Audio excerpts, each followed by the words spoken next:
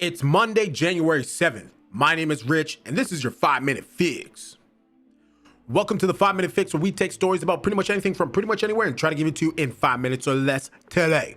By virtue of you clicking on this video, I assume you already know what we're talking about today. And if for some reason you don't, well, I'll give you a little bit of update. This is Rachael Gunn. She made her way to the Paris Olympics via Team Australia by way of breakdancing. But let me tell you, breakdancing definitely is not a skill that she should be going to the Olympics for. Now, I made a video about her months ago, around the time the Olympics happened, just displaying the outright craziness of her participation in the Olympics and how a lot of people in Australia and the breakdancing community were not too pleased with her actions. Well, this mad toe tapper is at it again. This time, she's allegedly kiboshing a musical that was meant to raise money for women's shelters. Pop, lock, and stop it. Olympic breaker RayGun gets parody musical to change routine. Australian comedian Stephanie Broadbridge had to change the name and poster for her show after Rachael Gunn's lawyer threatened legal action. Now, as you can see, this story is from a few weeks ago. I saw a little something about it. Wasn't quite sure if I wanted to talk about it or not, but I guess it's a slow news Monday. Anyways, a comedian in Australia was forced to halt and rework a musical show based on the exploits of infamous Olympic breaker Ray Gunn after being threatened with legal action, per the Associated Press.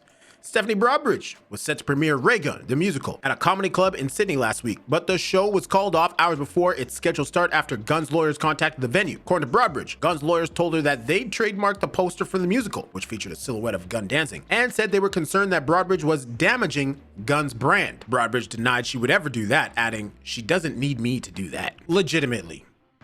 Legitimately, I don't think anybody could damage her image any more than she already has. According to Broadbridge, Gunn's lawyers also forbade her from doing RayGun's infamous kangaroo dance, which Gunn apparently owns. That one did puzzle me, Broadbridge quipped. I mean, that's an Olympic level dance. How would I possibly be able to do that without any formal breakdance training? Which is a legitimate question. To claim that's a trademark dance from the Olympics, that's funny stuff if you ask me. All right, so we're gonna take a look at this clip from Sydney Watson's video that she did talking about this. I don't know if you guys remember, but I did a react video to Sydney Watson's first video of this. So let's take a look at this clip.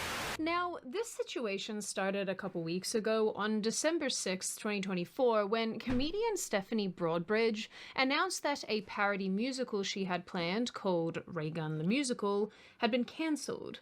The show was inspired by Gunn's breakdancing performance at the Olympics and was set to premiere on December 7th. In a video posted to Instagram, Broadbridge said that Rachael Gunn's lawyers had threatened the venue hosting her show with legal action and $10,000 in legal fees if the event was not terminated. Hi, I'm comedian Steph Broadbridge. I'm just hanging out in my casual day wear. My trial show tonight for RayGun the Musical has been cancelled. RayGun's lawyers got in touch with the venue and threatened legal action, so we're refunding everyone their $10 or comp ticket back. These tickets were $10. I think they said something like $500. That was all that was raised for this. They doing this over $500? This woman is evil.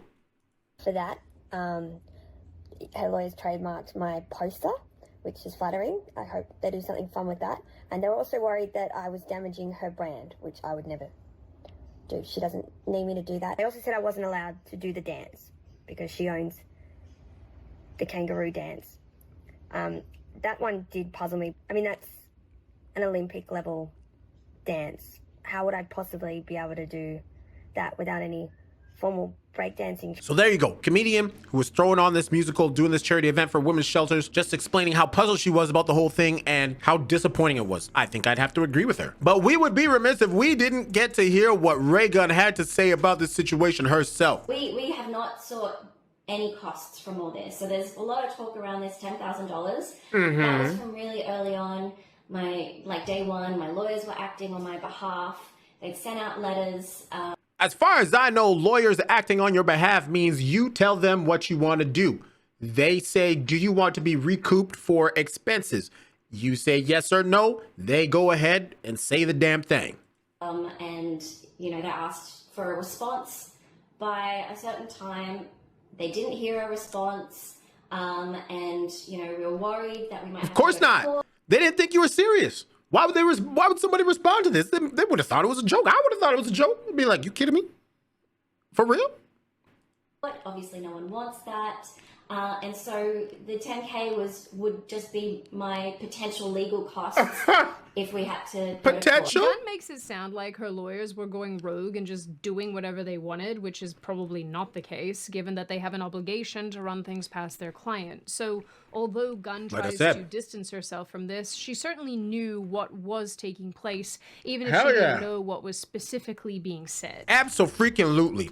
Like Sydney said, there's no way she didn't know that that stipulation was in there in the complaint. So as far as I'm concerned, this lady just gets worse and worse and worse by the day, minute, hour. And I don't really know if she can come back from this. Perhaps she's trying to cling to that 15 minutes of fame she got back in the summertime, but I gotta say, this is not the way to do it. Now, Sydney Watson's video is about 30 minutes. I'm obviously not watching all of it, but I will have the link in the description for you to go and check it out in its entirety to get the full depth of this part of the situation, as this has been an ongoing thing from the summertime, from the Olympics itself. But aside from that, I want to know what you think down in the comments below.